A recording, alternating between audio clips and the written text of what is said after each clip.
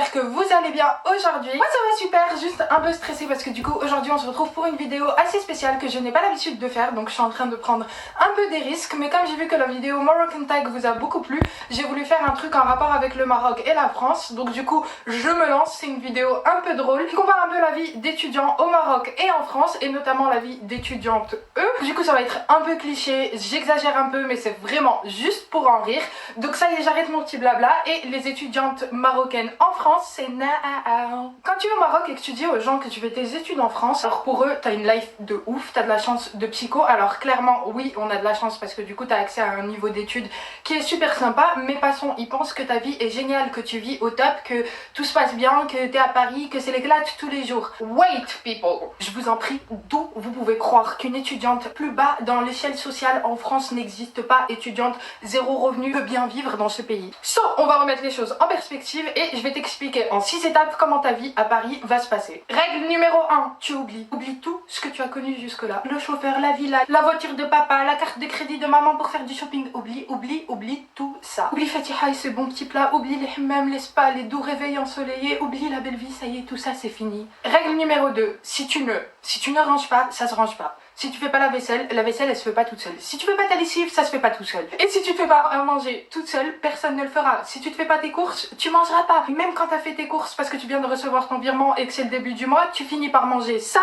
pour finir avant l'été.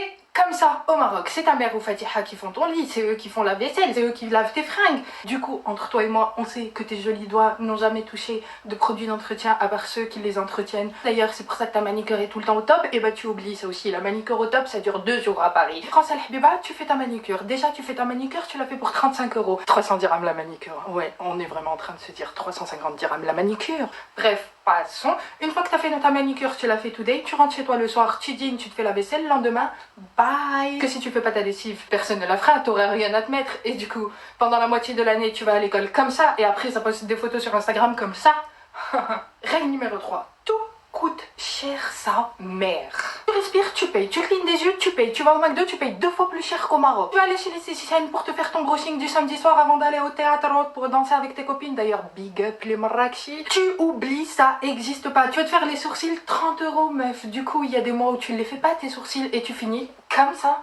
Et quand tu finis comme ça, en général t'attends de rentrer au Maroc pour aller chez ton coiffeur chez qui tu vas depuis toujours, qui te coûte que dalle pour tout refaire. Et à base de 9h, 16h, ceci est un fait réel. J'ai vraiment passé de 9h du matin à 16h chez le coiffeur. Pas une fois, pas 2 fois, pas 3 fois. À chaque fois que je rentre, 7 heures de souffrance pour sortir bad as sexy. Règle numéro 4, pas de Hawaï, pas d'Arabie Jamila, pas de tonique, pas de tango, rien du tout, oublie tout ça. Règle numéro 5, Sephora, ton pire ennemi. Alors là je sais, t'es en train de te dire c'est cool, je vais avoir mon bac, je vais me barrer à Paris, je vais aller vivre en France, ça va être génial, je vais pouvoir m'acheter tous les produits make-up que j'aime et que j'ai pas au Maroc. Parce que oui, petit disclaimer, Sephora n'existe toujours pas au Maroc. C'est tout à fait possible si tu veux finir le mois à manger des pâtes au beurre et recevoir des lettres de menaces de ton banquier tout le mois. PS, petit disclaimer, là aussi je vous parle de vécu, près de 6 années d'expertise dans les découverts et les pâtes au beurre.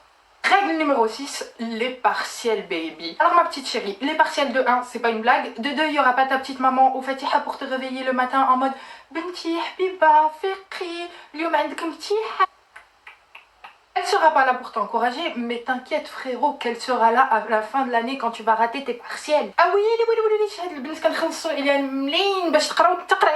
PS, les mamans marocaines sont aussi très douées pour faire des drames et faire culpabiliser leurs enfants.